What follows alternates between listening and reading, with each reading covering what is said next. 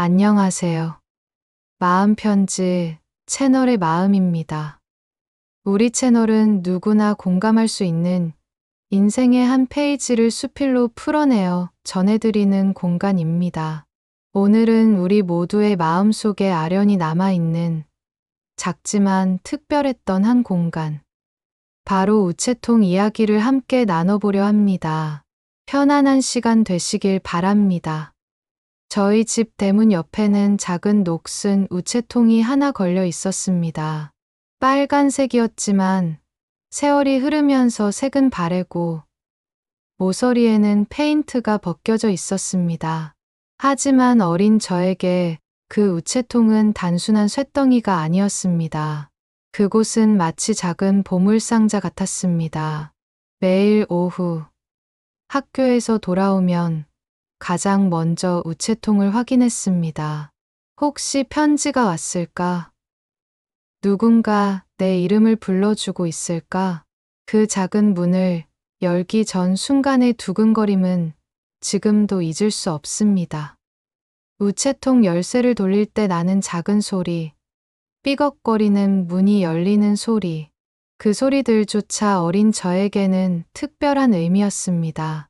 마치 비밀의 문을 여는 것 같았습니다. 그 시절에는 지금처럼 휴대전화도 메신저도 없었습니다.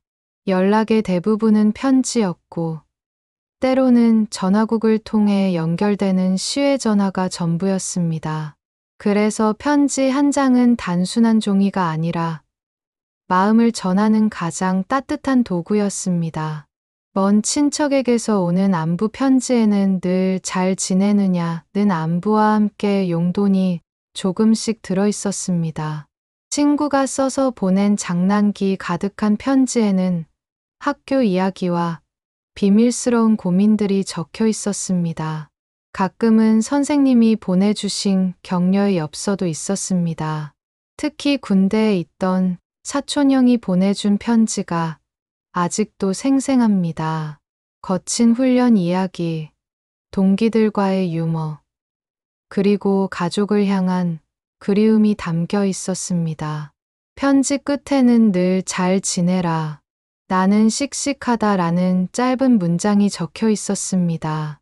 그 글귀를 소리 내어 읽을 때마다 멀리 떨어져 있어도 마음만은 곁에 있다는 것을 느낄 수 있었습니다.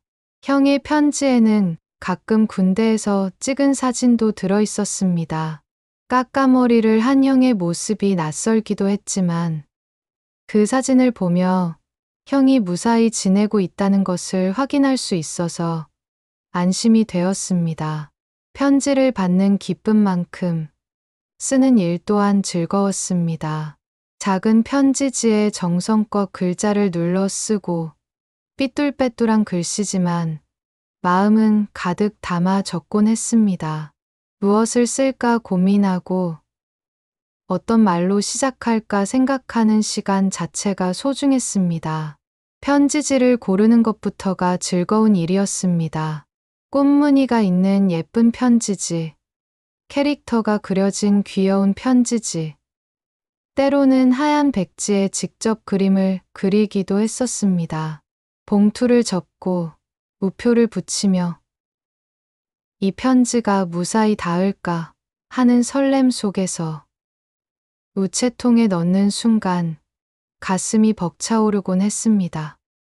특히 사랑하는 사람에게 쓰는 편지는 더욱 특별했습니다.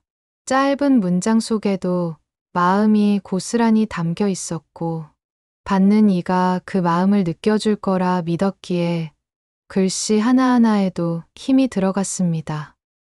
몇 번이고 지우고 다시 쓰고 완성된 편지를 다시 읽어보며 만족해하던 그 시간들이 그립습니다.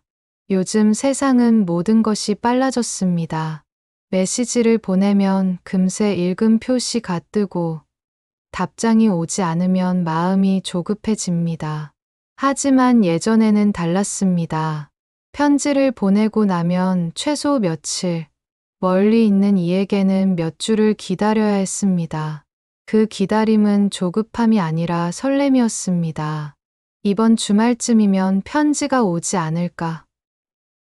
혹시 오늘 우체통에 내 이름이 적힌 편지가 있지 않을까. 그 기다림 속에서 하루하루가 특별해졌습니다. 학교에서 돌아와 우체통을 확인하는 것이 하루 중 가장 기다려지는 순간이었습니다. 편지가 없어도 실망하기보다는 내일은 올 거야 라는 희망을 가졌었죠. 그 시절의 기다림에는 여유가 있었습니다. 빠름보다는 느림 속에서 마음을 더 크게 느낄 수 있었던 시절이었습니다. 기다리는 동안 상상하고 생각하고 그리워하는 시간 자체가 소중한 추억이 되었습니다. 저희 가족에게도 우체통은 늘 작은 행사장이었습니다. 아버지는 신문과 잡지를 꺼내 보셨고 어머니는 고지서나 청구서를 확인하셨습니다. 그리고 가끔 제 이름이 적힌 편지가 나오면 가족 모두가 함께 기뻐해 주셨습니다. 너한테 편지 왔다. 어머니의 그 목소리는 지금도 귀에 선합니다. 마치 저에게 좋은 일이 생긴 것처럼 함께 기뻐해 주시던 가족들의 모습이 따뜻했습니다. 특히 설날이나 추석 무렵이면 친척들의 편지가 몰려왔습니다. 잘 지내니? 건강해라. 내년에는 꼭 보자. 짧은 문장 속에도 정과 온기가 느껴졌습니다. 그때마다 식탁에서는 편지 이야기가 화제가 되었고 가족은 더 가까워졌습니다.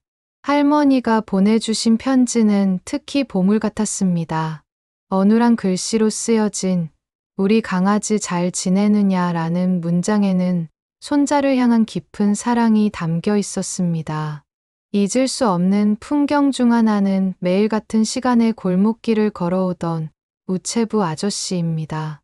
여름이면 땀에 젖은 모자를 쓰고 겨울이면 두꺼운 장갑을 낀 채 자전거를 타고 오셨습니다.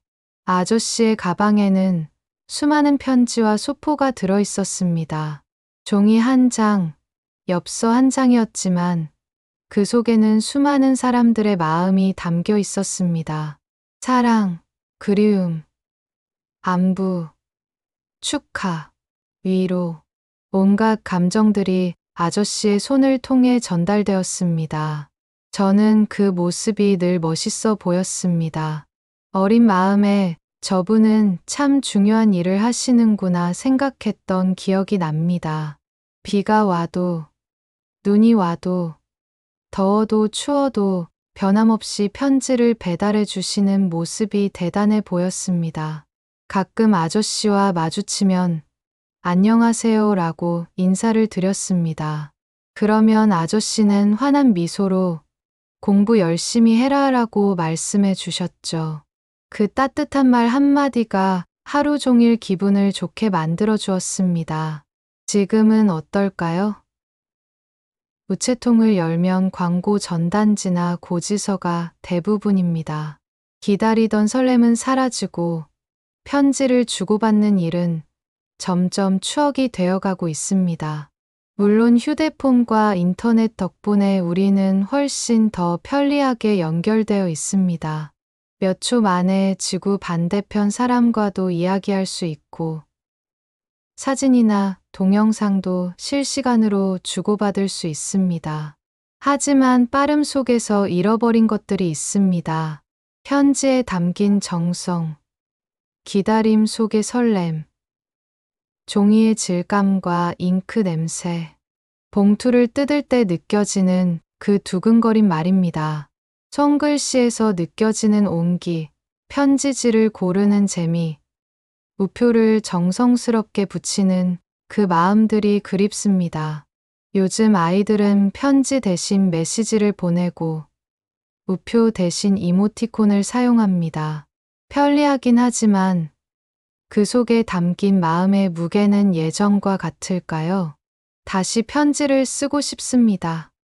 그래서 저는 가끔 생각해 봅니다. 다시 한번 손편지를 써보면 어떨까? 사랑하는 사람에게, 고마운 이에게 혹은 오랜 친구에게 말입니다. 짧아도 괜찮습니다. 잘 지내고 있지? 내가 늘 고맙다. 보고 싶다. 그 몇 줄의 글씨가 누군가에게는 큰 위로가 될 수 있습니다. 스마트폰 화면으로 보는 글자와 손으로 쓴 글자는 전하는 느낌이 다릅니다.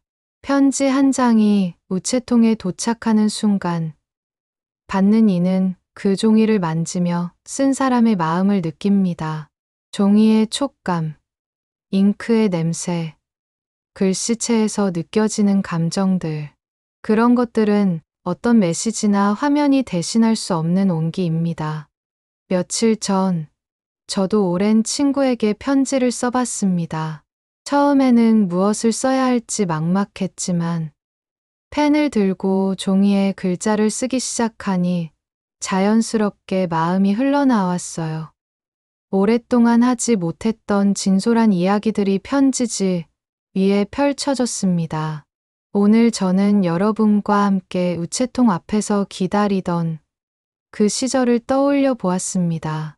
편지가 오기를 손꼽아 기다리던 아이, 편지를 통해 안부를 전하던 가족과 친지들, 그리고 묵묵히 골목길을 걸어오던 우체부 아저씨. 그 모든 장면들은 이제 추억이 되었지만 그 속에 담긴 따뜻한 마음은 여전히 우리 가슴 속에 살아 있습니다. 편지를 기다리던 설렘, 편지를 쓰던 정성, 가족과 함께 나누던 기쁨들 말입니다. 혹시 지금 떠오르는 얼굴이 있으신가요? 한동안 연락하지 못한 친구, 오래 찾아뵙지 못한 부모님, 혹은 그리운 누군가 말입니다. 오늘 이 이야기를 들으시고 작은 편지 한 장 써보시면 어떨까요? 펜을 들고 하얀 종이 위에 마음을 담아보세요. 서툴러도 괜찮고 짧아도 괜찮습니다. 중요한 것은 그 속에 담긴 진심입니다.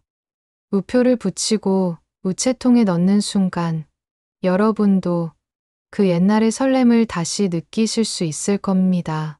느리지만 깊은 그 마음이 다시 우리를 이어줄지도 모릅니다. 편지 한 장이 만들어내는 작은 기적. 그것이 바로 우체통이 우리에게 남겨준 가장 소중한 선물이 아닐까요? 긴 시간 함께해 주셔서 감사합니다. 여러분 모두의 하루의 편지 같은 따뜻함이 깃들기를 바라며 오늘 이야기를 마무리하겠습니다. 편안한 시간 보내시길 바랍니다. 구독과 좋아요는 영상 제작에 큰 힘이 됩니다. 감사합니다.